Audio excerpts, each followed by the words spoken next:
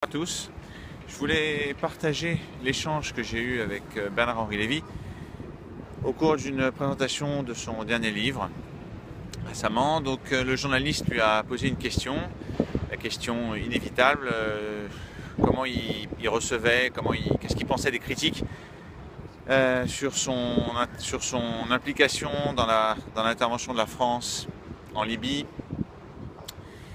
Et là-dessus, il a répondu très rapidement, en fait, en quelques secondes, qu'il n'y avait pas le choix, que c'était une guerre inévitable, et qu'il n'avait pas de regret, en fait. Et qu'il pensait la seule solution était d'intervenir parce que sinon, il serait arrivé la même chose qu'en Syrie. Donc, l'intervention en Libye a permis d'éviter l'ISIS et donc tout ce qu'on sait de ce qui s'est passé en Syrie. Alors, à la fin, il y avait la séance des questions et je me suis levé, je lui ai juste dit que je pensais qu'il avait fait une erreur d'analyse. Alors là, il a été un peu choqué, le gars. Et ça m'a fait penser qu'il y avait peut-être un 11e commandement qui s'était perdu dans la nature. Il n'y en avait pas 10 des commandements au Mont Sinaï, il y en avait peut-être 11. Le 11e étant que tu ne critiqueras pas un intellectuel français de gauche. Passons.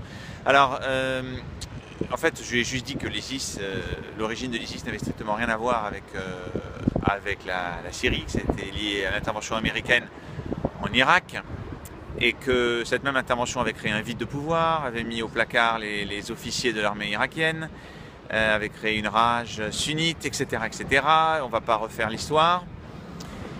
Il faudrait une vidéo pour ça. Et donc là-dessus, il m'a pas répondu, en fait. Il a tourné autour de la question. Il a juste dit que pour lui, la guerre libyenne, l'intervention en Libye, était ce qu'on appelle une guerre juste. Alors une guerre juste, pour ceux qui ne savent pas, c'est un concept ancien, un concept militaire, qui définit les critères pour qu'une guerre soit déclarée juste ou moralement inattaquable.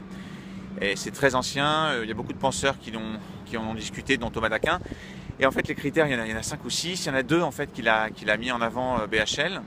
Le premier, c'est que il ne faut pas que les buts de guerre soient des mensonges.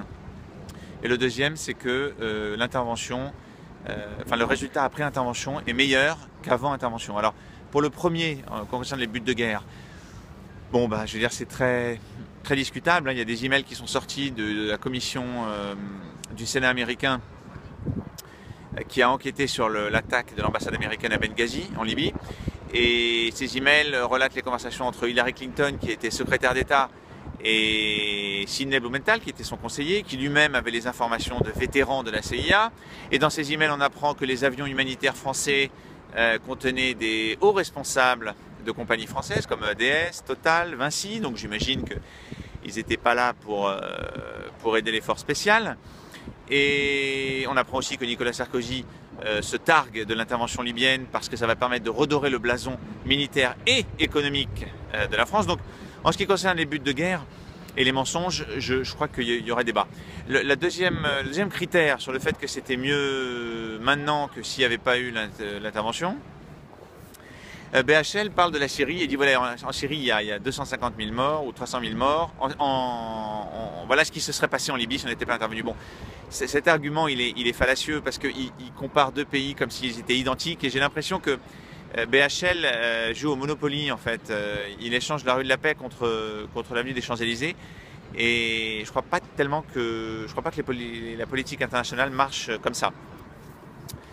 Voilà, et donc moi ce que j'aurais tendance à dire à Bernard-Henri Lévy, c'est que plutôt que de comparer la Libye et la Syrie, il faudrait comparer la situation actuelle en Libye avec ce que c'était avant l'intervention. Et là, le résultat est complètement différent, c'est-à-dire que l'islamisation rampante du pays, la présence de l'ISIS justement sur 200 km de côte, le ministre de la Défense français qui récemment évoque la possibilité d'un afflux de réfugiés libyens. Il parlait de 800 000 personnes, même si ce chiffre est grossi, ça donne l'ampleur du problème. Voilà, donc la Tunisie qui se trouve en grand danger. Enfin bref, tout ça pour dire que c'est pas très glorieux. Et j'aurais bien voulu en débattre avec notre ami Bernard-Henri Lévy.